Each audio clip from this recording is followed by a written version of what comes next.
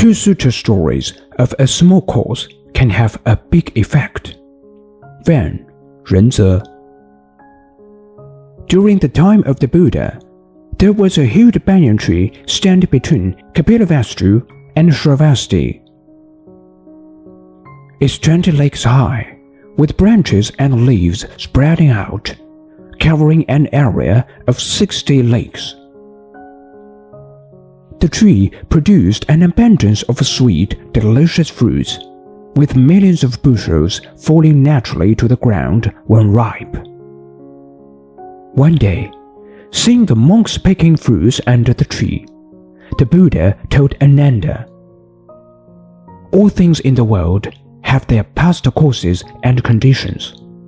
When people cultivate merits, it's like this tree, which begins with a single seed and gradually grows, eventually yielding boundless fruits.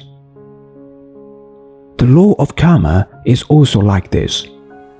Even the tiniest positive karma can lead to great happiness, while when the tiniest negative karma can result in great suffering. In nature, a small seed such as peach or plum can grow into countless fruits. Compared to the causality of external phenomena, the causality of the mind is even more apparent, where a small cause can have a big effect. There are two stories in the Sutra of Wise and Foolish. One morning, when Buddha and Ananda was going to beg for food in the town, they saw a group of children playing with mud, building palaces and houses, and storing treasures and grains in a warehouse. One of the children saw the Buddha from afar, and was filled with joy at the sight of his majestic appearance. He immediately ran to pick up some grain from his granary, holding it reverently in his hands, wanting to offer it to the Buddha.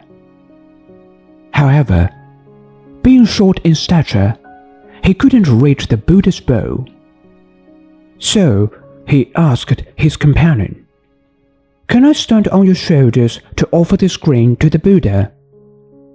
His companion happily agreed, so the child stood on his shoulders and offered the mud to the Buddha. Stooping down, the Buddha accepted the child's offering and said to Ananda, "Use this mud to paint my cottage." After finishing their begging and returning to Dadvana monastery, Ananda painted the Buddha's cottage with the mud.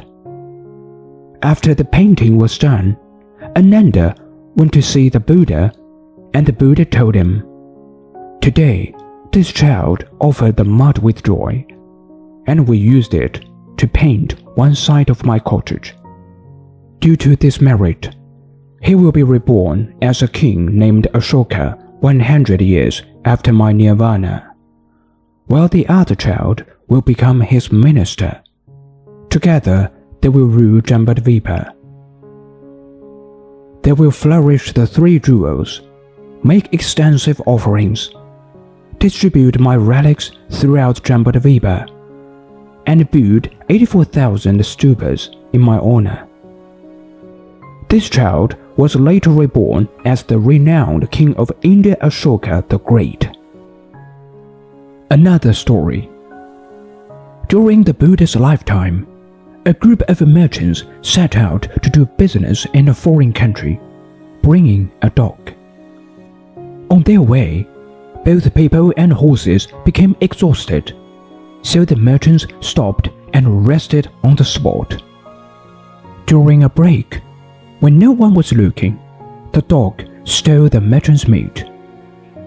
Unfortunately, it was discovered and beaten severely, resulting in a broken leg, and was abandoned in the wilderness. At that time, Sariputra, with his heavenly eyes, saw the hungry dog on the brink of death in the wilderness. He immediately put on his robe and took his bow to beg for food in the town. After getting some food, he flew back to the dog and fed it with compassion. Gradually, the sick dog's body began to recover. It became joyful and energetic. At that time, Sariputta taught Dharma to the dog. Soon after, the dog passed away and was reborn as a human. Later, Ananda asked the Buddha, "What negative karma did this dog commit in the past, causing it to be born as a dog in this life?"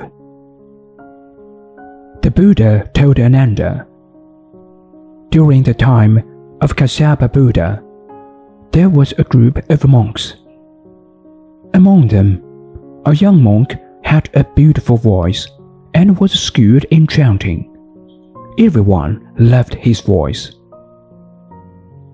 An old monk with a dull voice couldn't chant, but often vocalized to entertain himself, while in fact, he was an arhat with perfect virtues.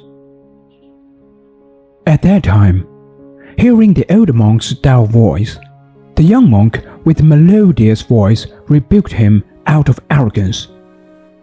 'Elder, your voice sounds like dog barking.' After he finished scolding, the old monk rebuked, 'Do you know who I am?' The young monk replied, 'Of course I know. Aren't you a monk in the time of Kasyapa Buddha?' The elder awakened him. 'I have already attained arhatship, with complete monastic precepts and rituals.' Upon hearing this, the young monk was immediately filled with fear and self-blame, and immediately repented to him. At that time, the old monk accepted his repentance. However, due to the negative karma of his harsh speech, the young monk was reborn as a dog for 500 lifetimes, experiencing great suffering. During the time of Kasyapa Buddha, a monk practicing meditation couldn't stand a novice monk chanting sutras, saying that his voice sounds like a frog. As a result, he was reborn as a frog for 500 lifetimes. In the time of Sidhu Buddha, a woodcutter was pondering his poverty, so he saved up and bought a gold coin and placed it on top of a vase filled with water, as an offering to the Buddha. As a result, he was rewarded with holding coins that never ran out for many lifetimes. Till the time of Shakyamuni Buddha, he didn't even need to beg for food after becoming a monk, known as the monk with gold coins, and attained arhatship. During the time of Shakyamuni Buddha, a wealthy person's elephant excreted gold, making him very rich. When someone asked the Buddha how this came about, he said that in the time of Sidhu Buddha, the person had shown reverence to Buddha by painting the elephant which carried a Buddha statue with gold. As a result, he got this karmic reward. Based on these facts of causality, we know that karmic results are not proportional to their causes as we imagine. They can be multiplied many times over. Unlike sowing one seed and harvesting 100 pounds of fruit, the causality of our minds are much more amazing. A handful of mud offering can result in becoming a universal ruler, while a harsh word can lead to rebirth as a dog for 500 lifetimes. So the power of mind is far greater than external elements.